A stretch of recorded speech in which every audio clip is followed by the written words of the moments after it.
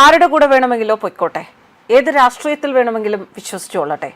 പക്ഷേ സനാതനധർമ്മത്തിൽ വേരൂന്നി നിന്ന ചിലരൊക്കെ മറ്റൊരു രാഷ്ട്രീയത്തിലേക്ക് പോകുമ്പോൾ അല്ലെങ്കിൽ മറ്റൊരു വിശ്വാസത്തിലേക്ക് പോകുമ്പോൾ സ്വന്തം അല്ലെങ്കിൽ താൻ പണ്ട് വിശ്വസിച്ചിരുന്ന ആ ഒരു ധർമ്മത്തെ ഇത്രമാത്രം അപമാനിക്കുന്നത് എന്തിനാണ്? ഇങ്ങനെ ഒരു ചോദ്യം മനസ്സിൽ തോന്നാൻ കാരണമുണ്ട്. മലപ്പുറത്ത് ആടിന്റെ തലവെട്ടി ആഹ്ലാദ പ്രകടനം നടത്തിയത് വലിയ തെറ്റ്. പക്ഷേ അത് ചോദ്യം ചെയ്യാൻ സംഘികൾ ആരാണ്? സംഘികൾ വളർന്നിട്ടുണ്ടോ? ഇത്തരത്തിലൊരു ചോദ്യം കേട്ടു.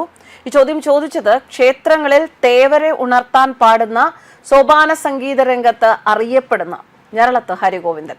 അദ്ദേഹം ജനിച്ചു വളർന്ന മതത്തെ അവഹേളിക്കാൻ എങ്ങനെ ഇത്രയും സഹൃദനായ ഒരാൾക്ക് സാധിക്കുന്നു? വേദന തോന്നുന്നു.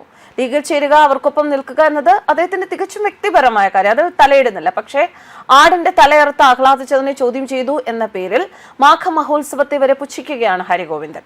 സ്വന്തം പേരിൽ ഹരിയും ഗോവിന്ദനും ഒക്കെ സനാതന സംസ്കാരത്തിന്റെ ചിഹ്നങ്ങളാണ് എന്നത് മറന്നാണ് ഹരിഗോവിന്ദന്റെ അഭിപ്രായ പ്രകടനം. സനാതനധർമ്മത്തെ അവഹേളിക്കാൻ ശ്രമിച്ച് മുസ്ലിം ലീഗിൽ ചേർന്ന സോപാന സംഗീതജ്ഞൻ ഞരളത്ത് ഹരിഗോവിന്ദൻ. അദ്ദേഹം അഘോരി സന്യാസികളെയും തിരുനാവായയിൽ നടത്തിയ മഹാമാഘ മഹോത്സവത്തെയും അപമാനിച്ചാണ് ഫേസ്ബുക്കിൽ ഒരു പോസ്റ്റ് ഇട്ടിരിക്കുന്നത്. വളാഞ്ചേരിയിൽ പൊതുനിരത്തിൽ ആടിന്റെ തല പ്രദർശിപ്പിച്ചതിനെ ചൊല്ലുള്ള വിവാദത്തെ അടിസ്ഥാനമാക്കിയാണ് ഹരിഗോവിന്ദന്റെ ഫേസ്ബുക്ക് പോസ്റ്റ്. ഇത്തരം ആഹ്ലാദ പ്രകടനം വലിയ തെറ്റാണ്, അത് ലീഗ് നേതൃത്വം കർശനമായി വിലക്കിയിട്ടുണ്ട് എന്നാണ് ഹരിഗോവിന്ദൻ പറയുന്നത്. എന്നാൽ അതിനെക്കുറിച്ച് വിമർശിക്കാൻ സംഘികൾ ആരാണ് എന്നാണ് ഹരിഗോവിന്ദന്റെ ചോദ്യം. മനുഷ്യരുടെ തലയോട്ടികളെ മാലയായി ധരിക്കുന്നവരാണ് എന്നും ലഹരി മരുന്ന് ഉപയോഗിച്ച് പൊതുനിരത്തിൽ ആഭാസം കാണിക്കുന്നവരാണ് എന്നുമാണ് ഞരളത്ത് ഹരിഗോവിന്ദൻ അഘോരികളെ കുറിച്ച് പറയുന്നത്. ഇത്തരം അരോചകത്വം സൃഷ്ടിക്കുന്നവരെ താണുവണങ്ങി അവരെ മഹത്വവൽക്കരിച്ച് ലോകം മുഴുവൻ ഇന്ത്യയുടെ മാനം കെടുത്താൻ മത്സരിക്കുന്ന വികൃത സംസ്കാരം എന്നാണ് സനാതന സംസ്കാരത്തെ അദ്ദേഹം പരിഹസിച്ചിരിക്കുന്നത്. മലപ്പുറത്തെ തിരുനാവായയിലൂടെ കെട്ടിയിറക്കി ഭീകരത സൃഷ്ടിക്കാൻ ശ്രമിക്കുന്ന നിങ്ങളാണ് സ്വന്തം പ്രസ്ഥാനം പോലും തള്ളിപ്പറഞ്ഞ ആ 8-10 ആളുകളുടെ പേരിൽ ഇന്ത്യൻ യൂണിയൻ മുസ്ലിം ലീഗിന്റെ നെഞ്ചത്തേക്ക് കയറാൻ നോക്കുന്നത് എന്നാണ് ഹരിഗോവിന്ദൻ ഫേസ്ബുക്ക് പോസ്റ്റിൽ പറയുന്നത്. പോസ്റ്റിനൊപ്പം സന്യാസിമാരെ അടച്ചാക്ഷേപിക്കുന്ന വിധത്തിലുള്ള ചിത്രങ്ങളും അദ്ദേഹം നൽകിയിട്ടുണ്ട്. ഈ പരാമർശത്തിനെതിരെ രൂക്ഷമായ വിമർശനങ്ങൾ ഉയർന്നു കഴിഞ്ഞു. മാസങ്ങൾക്ക് മുൻപാണ് ഹരിഗോവിന്ദൻ ലീഗിൽ ചേർന്നത്. ലീഗിൽ ചേർന്നതിനെ തുടർന്ന് തനിക്ക് നിരവധി പരിപാടികൾ നഷ്ടപ്പെട്ടതായും ഹരിഗോവിന്ദൻ പറഞ്ഞിരുന്നു.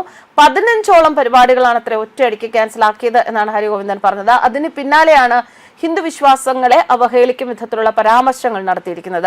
ഇന്ത്യക്കകത്തും വിദേശ രാജ്യങ്ങളുമായി നിരവധി വേദികളിൽ ഇടയ്ക്കനാഥ വിസ്മയം തീർക്കുന്ന ഞരളത്ത് ഹരിഗോവിന്ദനെ നിരവധി പുരസ്കാരങ്ങളും തേടിയെത്തിയിട്ടുണ്ട്. കേരള സംഗീത നാടക അക്കാദമിയുടെ അവാർഡ് വിതരണത്തിൽ സോപാന സംഗീതത്തിനുള്ള സംസ്ഥാന സർക്കാരിന്റെ പുരസ്കാരം ഹരിഗോവിന്ദൻ വാങ്ങിയിട്ടുണ്ട്, ഹരിഗോവിന്ദന് ലഭിച്ചിട്ടുണ്ട്. എന്തായാലും ഹരിഗോവിന്ദന്റെ അഭിപ്രായങ്ങൾ, ഹരിഗോവിന്ദൻ എന്നല്ല ആരുടെയും വ്യക്തിപരമായ അഭിപ്രായങ്ങളിലൊന്നും തലയിടുന്നില്ല. പക്ഷെ സനാതന സംസ്കാരത്തെ ആർക്കും എങ്ങനെയും അവഹേളിക്കാതെ മതത്തിലുള്ളവർക്കും സനാതന സംസ്കാരത്തിൽ ജനിച്ചു വളർന്നവർക്കും അവിടുന്ന് പുറത്തു പോകുന്നവർക്കും ഒക്കെ അമ്മാനമാടി കളിക്കാനുള്ള ഒരു സംസ്കാരമാണ് സനാതന സംസ്കാരം എന്ന അല്ലെങ്കിൽ ഹിന്ദുത്വം എന്ന നിലയിലേക്ക് കാര്യങ്ങൾ മാറുകയാണ്. അതുകൊണ്ട് തന്നെയാണ് ഞാൻ തുടക്കത്തിൽ പറഞ്ഞ വളരെയധികം വേദന തോന്നുന്നത്. എന്തിനാണ് ഇങ്ങനെ ഹിന്ദുവിനെ അല്ലെങ്കിൽ സനാതന സംസ്കാരത്തെ ഇതുപോലെ സന്യാസിമാരെ ഒക്കെ അവഹേളിക്കുന്ന തരത്തിലുള്ള പ്രസ്താവനകൾ നടത്തുന്നത്? അത് ഒരു മതത്തിന്റെ മാത്രം സംസ്കാരം. ഇത്തരത്തിൽ ആടിനെ അർത്ത് ഇങ്ങനൊരു ആഹ്ലാദ പ്രകടനം നടത്തിയത് തെറ്റാണെന്നും അത് താലിബാനിസത്തിന്റെ മാതൃകയാണെന്നും ഒക്കെയാണ് അദ്ദേഹം പറയുന്ന സംഘികൾ പറഞ്ഞിട്ടുള്ളത്. അല്ലാതെ അതിനപ്പുറം ആരും പറഞ്ഞതായിട്ടൊന്നും കേൾക്കുന്നില്ല.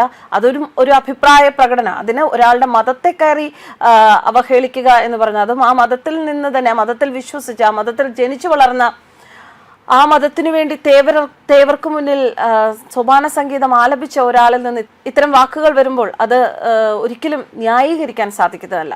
ന്യൂസ് ഡെസ്ക് കർമ്മ ന്യൂസ്.